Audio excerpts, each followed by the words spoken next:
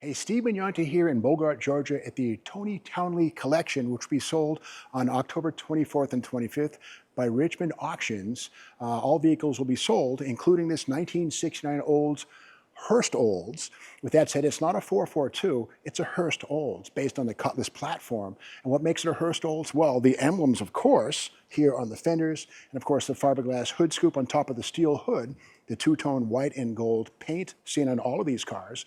And with that said, it's kind of a rule bender. Why is that? Well, throughout the 1960s, GM had a corporate policy where no mid-sized car could have a bigger than 400 cubic inch engine. Well, starting in 68 and 69, Olds bent the rule, putting 455s in these cars. And GM management apparently didn't notice, but again, they were not meant to be done, but Hurst and Oldsmobile made these things happen.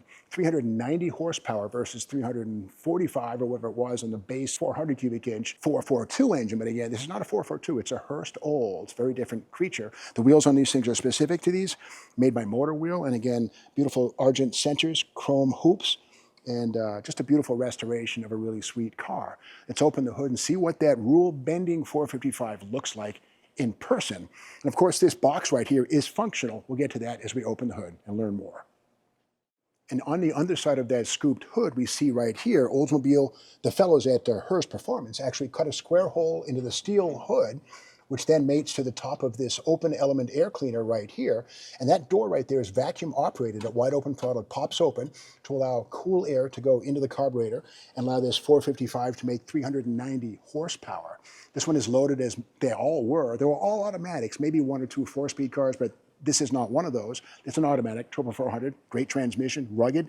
And of course, the 455 in the Hurst Olds was painted red, as we see right here, whereas lesser 442s would have had a turquoise or a bluish colored engine. So we see it correctly presented. Of course, the chrome valve covers, also part of the Hurst Olds package, and cast iron intake and exhaust manifolds. But again, bunch of torque, 500 foot-pounds of torque and 390 horsepower. This is a tire fryer of the first order. So to me, I call this a senior muscle car, an executive muscle car, if you will, classy then and now. Let's go around to the inside of the car and see what we can find there.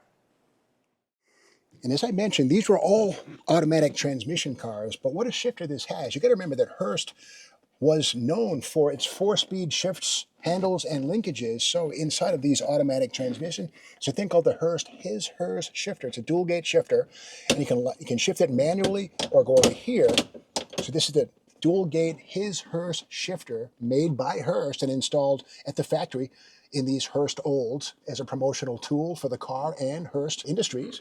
And of course, bucket seats, of course, you have to have that. The center console is abbreviated. This long length center console was replaced by this unit here. A very rare piece if you need to find one, very special item. And again, 390 horsepower under the hood, turbo 400 under the transmission tunnel. And we go to the back of the car, yet more Hurst Olds goodies. And before I open the deck lid, notice how the gold paint in the center of the car runs down the hood, the roof, and the trunk lid right here, and that was factory applied at Hurst. The black pinstriping was done by hand on each one of these cars. And attention to detail abounds, and also little details like this, die-cast Hurst Olds logos right here on the front fenders, and also here on the deck lid. Also another detail that's kind of cool is the megaphone tips seen right here. And again, this is not a 442, it's an Olds Cutlass Hurst Olds. So let's pop the trunk, and here it is. It's very tidy, very pristine, correct. The Zolatone paint finish on all horizontal and vertical surfaces. A Superstock 2 spare wheel and tire right here. And inside, kind of a cool thing, here's a build manual, a restoration manual right here with the Hurst Olds logo right there.